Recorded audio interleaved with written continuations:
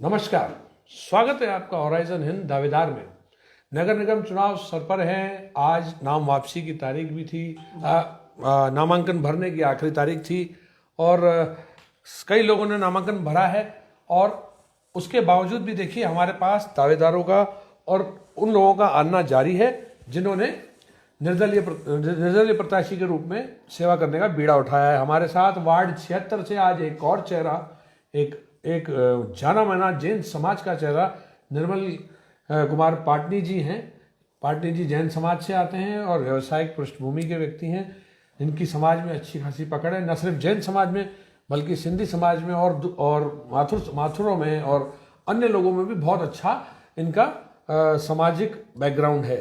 आइए मिलते हैं निर्मल कुमार पाटनी जी से। पाटनी जी, आपका बहुत बहुत स्वागत है। नमस्कार सर, नमस्कार।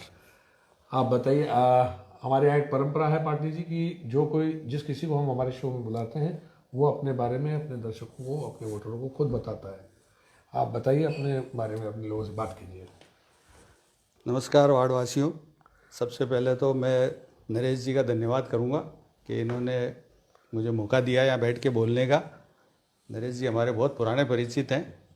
मैं अपना परिचय, मेरा नाम निर्मल कुमार पाटनी, मैं करीब 22 साल से पंचशील के अंदर सी ब्लॉक में रहता हूँ। मेरा कार्य वैसे तो सिविल कॉन्ट्रैक्टर हूँ मैं। आप लोगों के जिसका घर का सपना होता है अपना, वो मैं बना के पूरा करता हूँ। और मेरे को करीब 22-23 साल से मैं इसी वार्ड के अंदर रह रहा हूँ। मैं अब आप लोगों का सेवा करने के लिए सोची है मैंने, और मैं वार्ड 76 से निर्दलीय के रूप में मैंने नामांकन भरा है। अच्छा, आपने नामांकन भर दिया है? जी, मैंने नामांकन भर दिया है। और जो सिंबल है वो मेरा 19 तारीख को मिलेगा कि भाई क्या सिंबल आपको दिया जाएगा। अच्छा, आप मुझे बताइए पाटनी जी, आप कितने सालों से लगभग पंचशील में रहते हैं? मैं करीब 22 से 23 साल हो गए मुझे पंचशील के अंदर रहते हुए। जिस जमाने में यहाँ पे बहुत गिनती के मकान हुआ करते थे। अच्छा। और हम लोग पहले पुराने शहर के रहने वाले हैं। हाँ, शहर में कहाँ रहते थे पाटनी? हम लोग नला बाजार में, अच्छा, दरगाह के पास रहते थे और वहीं हमारा जन्म हुआ है। और गत 22 वर्षों से फिर हम यहीं आके रहने लगे। अच्छा।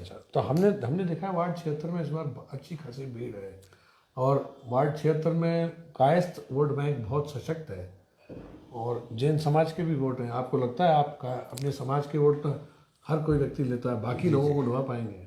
जी, देखिए समाज के लोग तो हैं ही, लेकिन एक्चुअल में एक वार्ड जो होता है ना, वो एक तरह से पूरा परिवार होता है। इसमें जात नहीं देखनी चाहिए। अगर आप जात वात करके चले जाओगे तो फिर क्या होना है इस देश का? ये तो जातों में बढ़ जाएगा।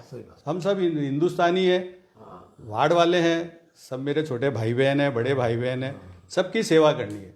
जात वाले अगर ये देखते हैं कि हाँ भाई ये आदमी यार हमारी जात का इसलिए वोट देवे, तो वो उनकी खुशी है। लेकिन जो मेन हमारा पर्पज है वो ये है कि पूरे ही वार्ड को साथ लेके चलेंगे। कोई ए का ठेका नहीं है, बी का ठेका नहीं है, सी का ठेका नहीं है, ये सबके लिए है।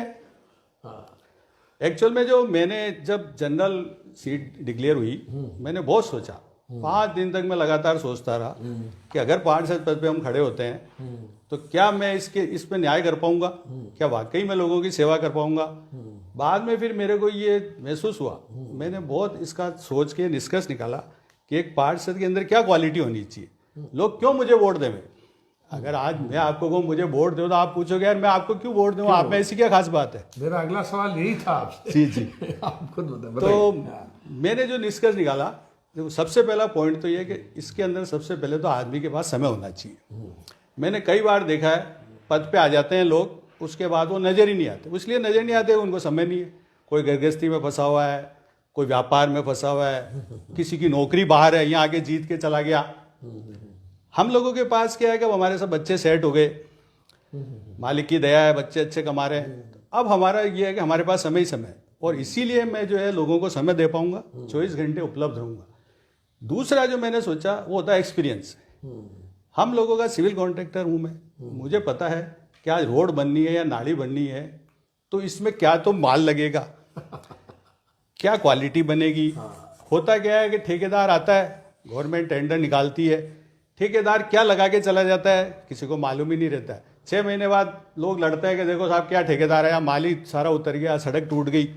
अरे भाई इसलिए टूट गई कि आपको नॉलेज ही नहीं थी, हमको क्या टेक्निकल नॉलेज मालूम है, हम उसका टेंडर देख के बता सकते हैं कि भाई तेरे को ठेका तो इस क्वालिटी का मिला था, तू लगा ये रहा यार। वाह, मतलब देखिए इनकी प्रोफेशनल कला को ये लोगों के हित में यूज करना चाहते हैं अपने रिटायरमेंट पीरियड में। देखिए बहुत ही प्रगतिशील और अच्छी चीज है। मतलब मैं पार्टियों को इधर रख के अगर अपन देखा जाए तो देखिए ऐसे नॉलेजेबल आदमी को वाकई आम लोगों के हित में वोट करना चाहिए। हाँ, तीसरा जो कारण मुझे लगा वो ये होता है प्लानर। एक प्लानर जो आदमी होता है ना, कि वो पार्षद बनने के बाद क्या प्लान लेके चलेगा कि उसके वार्ड का भला होगा। वो प्लान भी मेरा बिल्कुल सेट करा हुआ है कि हर 200-300 मकान के अंदर 2 आदमी मैं ऐसे अपॉइंट करूंगा जो कि वो वाकई पार्षद ही होंगे एक तरह से। उस गली में, उस एरिया में कोई भी प्रॉब्लम होगी, लोग उनको कह के जाके और वो फिर मुझे बताएंगे। इससे क्या है कि पूरे पार्षद की मॉनिटरिंग हो जाएगी। आज मैं एल ब्लॉक में रह रहा हूँ या सी ब्लॉक में रह रहा हूँ, आज मान लो गणेश गवाड़ी में कोई प्रॉब्लम होती है, मुझे एकदम नहीं पता चलती है। राइट। लेकिन वहाँ के जो लोग हैं जो मेरे द्वारा मनोनीत किए जाएंगे या जिनको मैं ये सेवा दूंगा या मौका दूंगा, और ऐसे बहुत लोग हैं बेचारे जो नाम नहीं चाहते हैं लेकिन वो चाहते हैं हमको कोई काम बताओ, तो उनको मौका दिया जाएगा। ऐसे करके पूरी प्लानिंग से ये काम चलेगा कि किसी को भी कहीं प्रॉब्लम हो, आधी रात को भी मेरे पास फोन आ सकता है कि भाई यार फलानी जगह ही हो गया। वो तब आएगा जब हर 200-300 मकान में 2 आदमी ऐसे रहेंगे जो कि इस चीज़ की मॉनिटरिंग करेंगे। कहीं की लाइट प्रॉब्लम हो गई, कहीं नाली प्रॉब्लम हो गई, तो इसलिए क्या है कि एक अच्छा प्लानर होना बहुत ज़रूरी है। और वो हम लोगों को प्लानर इसलिए हम लोग अच्छे हैं कि हम लोगों ने काम ही यही किया है। एक मकान भी बनाते हैं तो प्लान करके बनाना पड़ता है। पाटिल जी एक बात बताइए मुझे, आपको इतना एक्सपीरियंस है, आपकी विजन भी बहुत मुझे अपीलिंग और अच्छी लग रही है। आपने कभी किसी राजनीतिक दल या हर व्यक्ति की एक सोच होती है, लेफ्टिस्ट होता है, कोई सेंट्रिस्ट होता है, कोई सेक्युलर होता है ना, कोई मतलब कम्युनल होता है। आप मुझे अपनी सोच बताइए, आप किस दल की तरफ झुकाव है वैसे आपका? देखिए सर, समय के साथ हर आदमी की सोच बदलती है। एक कोई समय के अंदर कोई नेता बहुत अच्छा काम करता है तो अपन उसके मुरीद हो जाते हैं। कोई समय ऐसा आता है कि दूसरा नेता आता है, भले ही वो दूसरी पार्टी का हो, लेकिन अगर बहुत अच्छा काम करता है तो अपन उसकी फेवर में हो जाते हैं।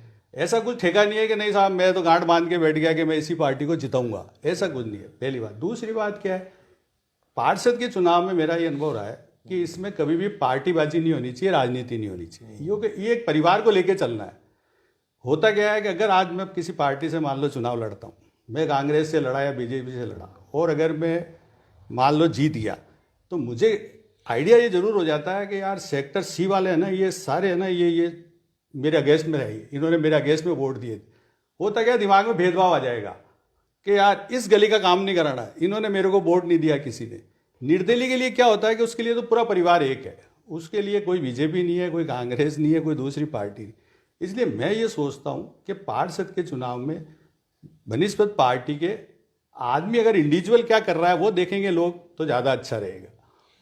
तो आप मतलब इंडिविजुअल कैपेसिटी में सेवा करना? जी, मैं इंडिविजुअल्स कैपेसिटी में सेवा करना चाहता हूँ। आपके यहाँ वार्ड में पहले पार्षद कौन रहे हैं? हमारे वार्ड में पहले पार्षद थे सर प्रकाश जी मेहरा। प्रकाश मेहरा थे जी। आपको ऐसा क्या लगता है कि प्रकाश मेहरा ऐसा कौन सा काम नहीं कर पाए जो काम होना चाहिए था, या आपको अगर जनता चुननी है तो जनता चुनती है तो आप वार्ड के लिए क्या करेंगे? देखो जी सर, प्रकाश जी मेहरा जहाँ पे छोड़ के गए, जिस जगह प्रकाश जी मेहरा ने छोड़ा, अब अपने को उसके आगे बढ़ना है। प्रकाश जी मेहरा ने जो काम कराए सही कराए अपनी जगह, क्योंकि जो आगे से बजट पास होता है एक पार्षद उतना ही काम कराता है।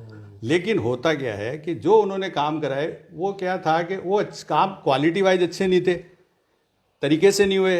अब क्या हुआ कि उनकी कमियां समझ में आने लग गई। जैसे सबसे पहले सीवरेज लाइन, सबसे बड़ी समस्या पंचशील में सीवरेज लाइन की है। जगह जगह सीवरेज में से गंदा पानी बाहर निकल रहा है और सड़कों पे ऐसे ही फैल रहा है, गंदगी फैल रही है, कोई ध्यान नहीं दे रहा है। आधे से ज़्यादा लोगों ने इसी मारे सीवरेज कनेक्शन नहीं कराते। वो ये कह रहे हैं कि सीवरेज कनेक्शन चालू ही नहीं है, ये पानी तो वापस हमारे घर में आ जाएगा।